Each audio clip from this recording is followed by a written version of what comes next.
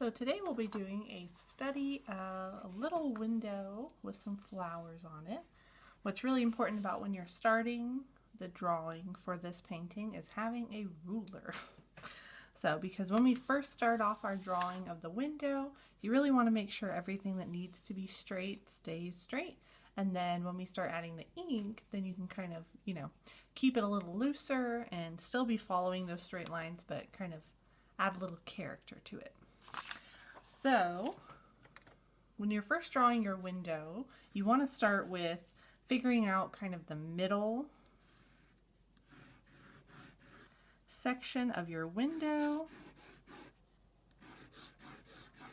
figuring out how much space you'll have for your flowers, and then I'll do kind of the panes or kind of the wood edging that's around it. And again, it's really important to use a ruler. I don't have mine with me right now. So just kind of having, that little edge, the window edge. And then when you're doing kind of the middle sections of the window, sometimes you can draw them as like individual squares.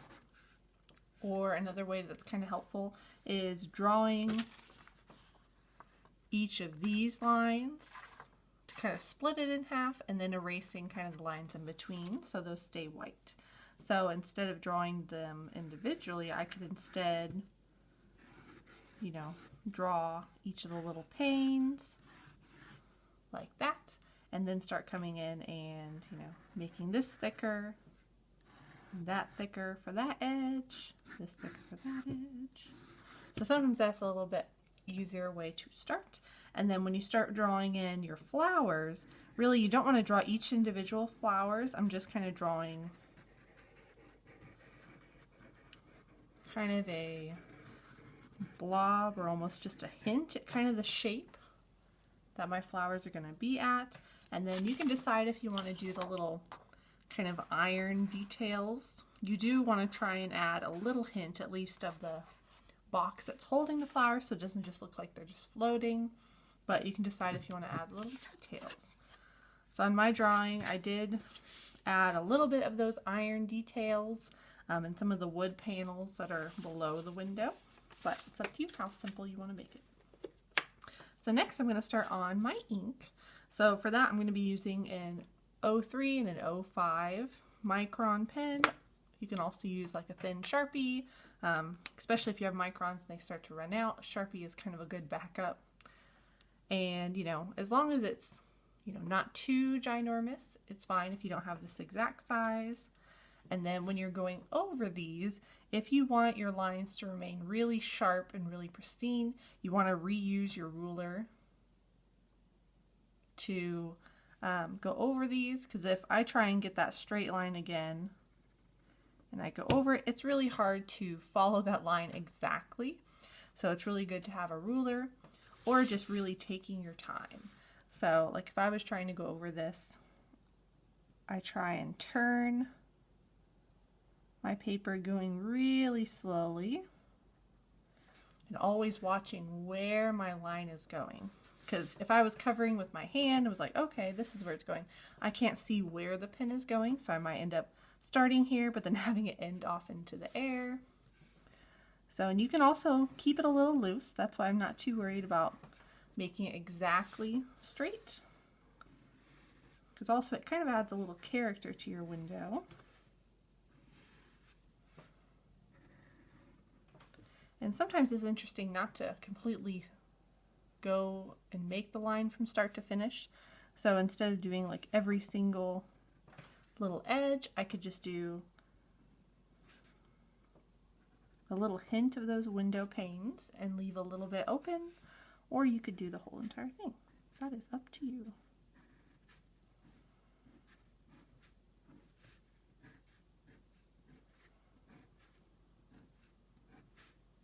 And this is also something you could do after your watercolor. If you're really not sure how you want to go about the ink, you could always start your watercolor and then go from there.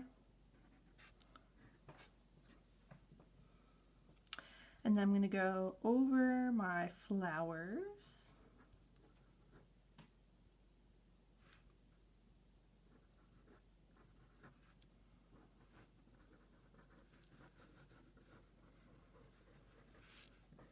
I'm trying to keep these pretty loose.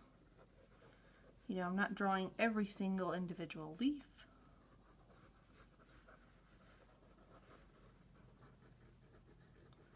I do have some of the bigger flowers kind of separated from the main kind of shape. I could also add some of those in here.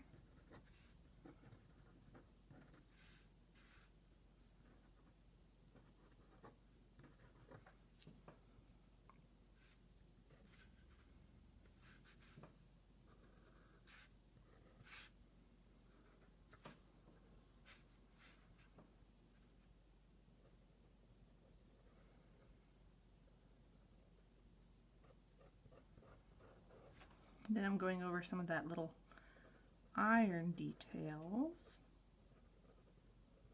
And you know, as long as everything seems connected, it seems purposeful, even if, you know, it's not exactly like the photo, it'll still look great. So I didn't actually draw very many of the iron details when I was doing this.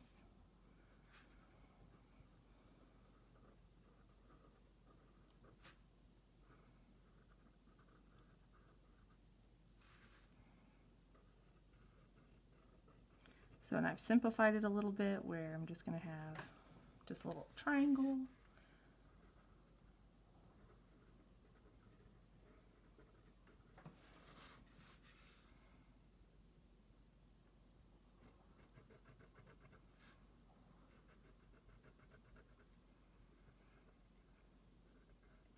So I'm going to keep it a little simple like that. And then I could come in and do just a really faint line. That little wood accents. And I could do it everywhere, or I could just keep it down there. It's kind of up to you. And then to do some shading, if I wanted to do any shading, I could make it a little darker, you know, at the bottom part of some of these, you know, little leaves and things, just by doing some scribbling. But, you know, I'm just keeping it pretty loose. You could also, if you wanted to, you could do, you know, try and shape each of these leaves individually by doing kind of the shadow underneath each of them. This one, my objective is just to kind of keep it loose, so I'm not really worried about that. But if you do want to, like if I was trying to make a leaf, instead of trying to shape the leaf, I kind of want to shade around the leaf.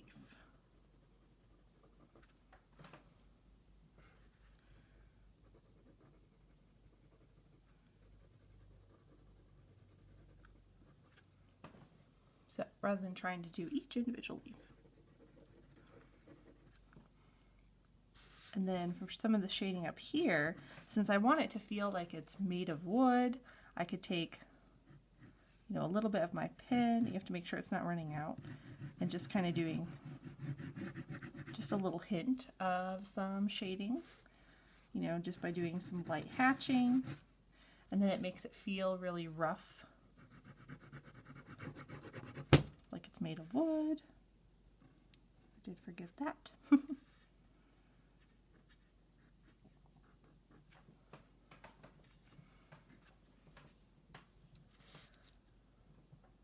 I'm not really going to do much shading in my windows, like in the actual glass area. I'm mainly going to try and do some shadows on the wood. And then I did miss a little bit of this greenery in here. So, and I did make it a little bit darker at the base with those. And then what I'm going to start with first is actually my windows. The window panes, the wood glass part. And I'm going to be using a number 6 round brush. So depending how big your drawing is will depend kind of how big you're doing this. This one, you know, is pretty small, so I can kind of get into those small areas. I also have a smaller detail brush to do, you know, if I get outside of the lines, etc. And then for my windows, you can kind of do, you know, a really, really dark kind of blackish color for your windows if you want a lot of contrast. Sometimes I'll even try and take, you know, kind of a sky color so I can, you know, think about how the window is reflecting the sky.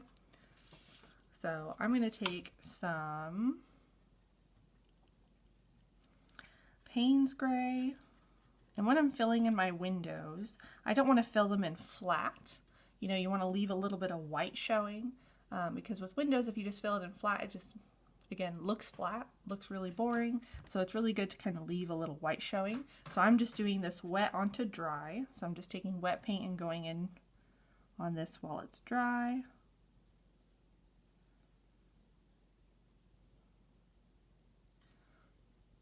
So just leaving some little white highlights makes it pretty interesting. If I wanted those to more resemble clouds, I could take a little bit of water and dab it and just kind of let them fuzz a little bit.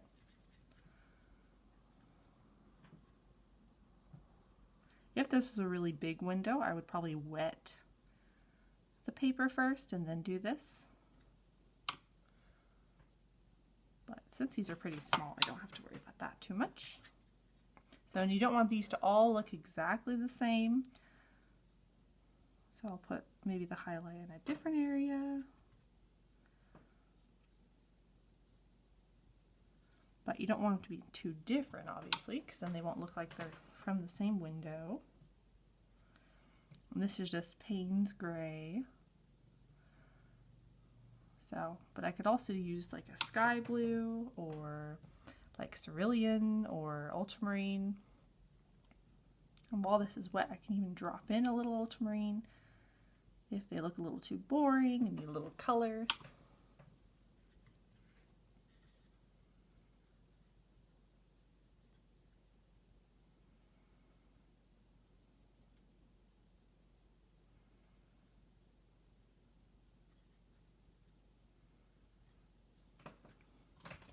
So, and that gives a lot of character to my windows and makes them not just one flat color. And then while that's drying, I don't want to work on, you know, my lovely little flowers and things. I'm actually going to do a nice light wash on the kind of wood panels. So to make kind of this creamy color, what you want to do is you could use Van Dyke Brown really lightly and add a little bit of yellow to it. If you have a cream color, that works. But mostly when I'm trying to make a cream color, the best base is typically Van Dyke Brown, which is pretty similar to burnt umber. So it's just kind of a really dark brown. So if I add a lot of water to it, it becomes kind of a grayish cream color. And then to kind of make it a little bit happier, I can add a little bit of yellow ochre. It makes it a nice happy cream. So I'm going to come in and use this color first on some of my shadow that's underneath this. So my little shadow is kind of like a little blob version of, you know, kind of the shape of my greenery. So I'm just going to put a little bit of that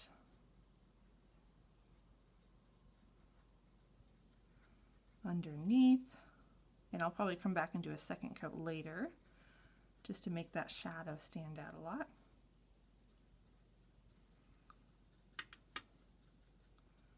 So, and I'm not trying to blend it, I'm leaving it pretty high contrast. And then I can also see that on my window, the shadow kind of creeps up on the side as well. So I'm going to take that color and bring it up a little bit.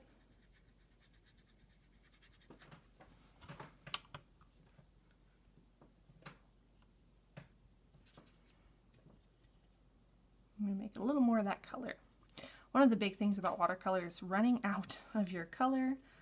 So one way to kind of prevent that is trying to make sure you're making a big amount of color and then adding water to it to thin it down. Because, you know, if I start with a really, really thin wash, this is going to fade away really fast. So a way to kind of get rid of that is just, you know, not using as much. So I'm going to do another little coat of that same shadow color just to make it a little bit darker. And then I'm going to use this color, which was the Van Dyke Brown, but I added a little bit of orange to it to make it a little more different. And I'm going to go over my little wood pane or molding. I mean, there's lots of different words for that.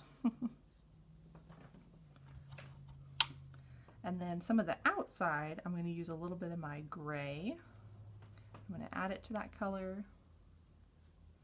Just making it a little bit darker up here. So then a lot of our white areas will show up a lot. Because if I left everything really white, then it wouldn't really have a lot of contrast and everything would look really boring. Because in painting, you know, just like in photography, it's really important to have contrast. So having, you know, not everything be a medium value, you know, having some darks, having some lights, having some interesting shadow shapes. And then this part was actually part of that window pane, but that's okay. And later on I'll come back and do a little more shading on those, but right now I'm just keeping it very loose. So, and I could also, once this was dry, I could do some dry brushing to kind of add some texture to my wood, which I might do off to the side because this area is really, really wet. I can't really do it right now. So I'm going to take some orange and some Payne's gray. And if I wanted kind of wood texture, what I could do is just use the side of my paintbrush and just kind of brush it on the side. So see how that kind of makes a nice rough texture. The important thing with this is if you have too much paint on your brush or too much water, it's not going to work. So if you don't hear a scritchy scratchy noise, typically that means it's not dry enough or rough enough. And then I'm going to come in with some, let's see, cadmium red.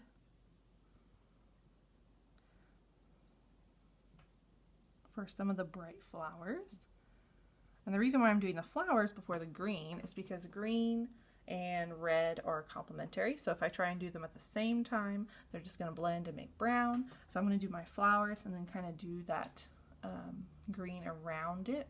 Another way you can also do it is taking your yellow, which is just like a cadmium yellow, and I'm just going over the whole entire thing, leaving some white spots. You know, kind of leaving some of those flowers showing. And then I could do the red. It's going to blend a little bit, but it kind of helps to further along all the different steps. And then I'm just taking kind of this light wash of red, going over my flowers. And then you don't want to have a lot of empty spaces, so I'll probably have some little flowers in here, which since that yellow is still wet, it's going to bleed. So that's fine. So, and then the key is to leave little white spots, you know, just like in life, you know, how the sun is shining, you know, you have little highlights. In order to make it look light in a watercolor, just leaving some of those white spots makes it really interesting. And then, let's see. My windows are pretty dry, so I'm going to come in on the little white in between each of my little windows. I'm going to add some little details onto that. So I'm just going to add some gray. And I'm just going to kind of make the bottom of those little window panes a little bit darker. I can also add a little bit of brown to my gray, and that makes it a little darker, a little less blue. So it's really hard to see, but I just added a little bit of a shadow kind of at the bottom part of each of those little sections. You could also do that with ink. And then I'm going to come in with my cream color again, which was my Van Dyke brown, and a tiny bit of yellow ochre. And I'm just going to make this area a little bit darker. And if you try and make things darker and you notice you're not getting very far, that sometimes means that you're using too much water.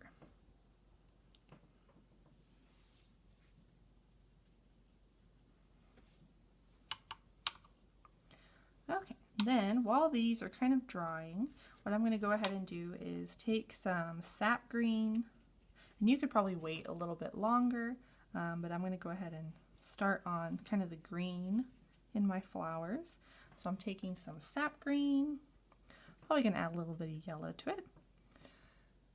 And what I'm going to do is, it's going to be almost like a wet onto wet, but it's starting to dry. So you could always wait until this was completely dry and then start this process, but I'm going to go ahead and jump in and see what happens. So I'm just taking some of my sap green while this is still a little wet, and so you can kind of see it's pretty dry. You know, it's not super wet yet. And what I'm doing is I'm just putting a little bit of green around my flowers, but leaving some of that white showing.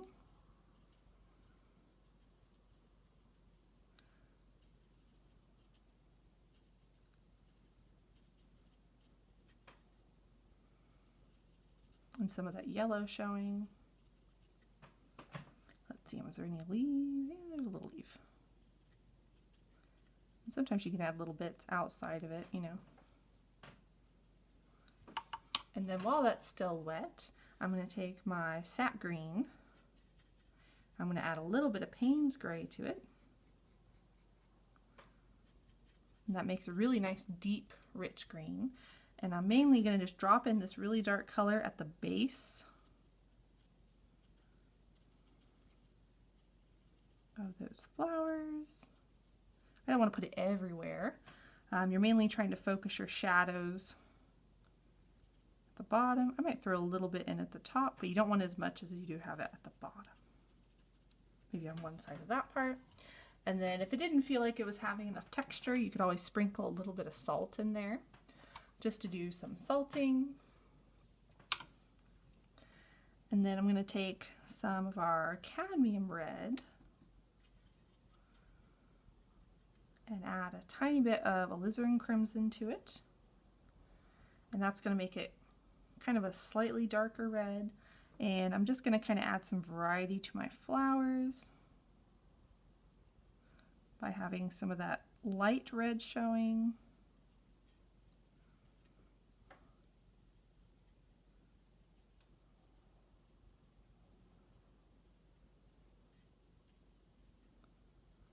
So, and you don't have to do red flowers everywhere. You could also do multicolored flowers and try and get away kind of from your reference. I could also do some flowers that were just plain alizarin crimson. You know, they didn't have to have that red. Just have some pinky flowers and some red flowers. So, and then while that's drying, you know, I could always do more and more layers. I could do more darks. It just kind of depends what the paint is doing. I could even come in with like a cool green, like Viridian green, which, I mean, you can just make a cool green by adding some blue to your sap green. I could put some of that in there for some variety.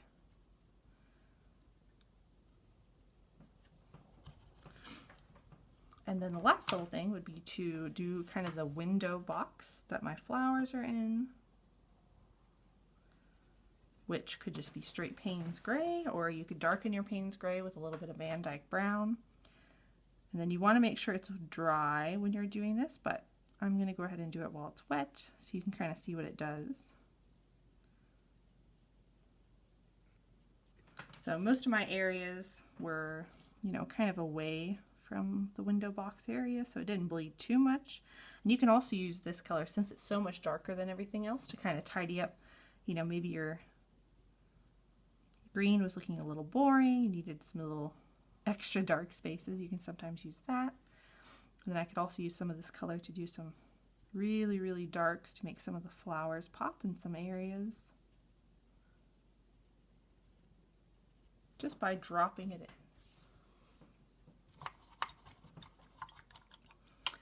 And then while that's drying, you know, I could leave it like this really loose, or if I felt like, you know, maybe it needed some more shadows, I could come back in with the Van Dyke brown, because watercolor is all about layers. So you kind of have to work, you know, in different areas, come back to them, revisit them.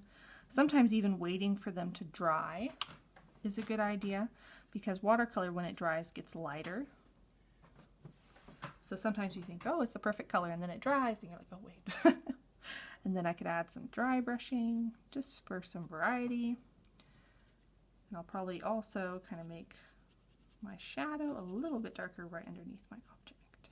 So that's about it for your window. So same kind of process, you can apply to different windows. I could do purples and yellows and different colors, but I kind of like the nice look of the red.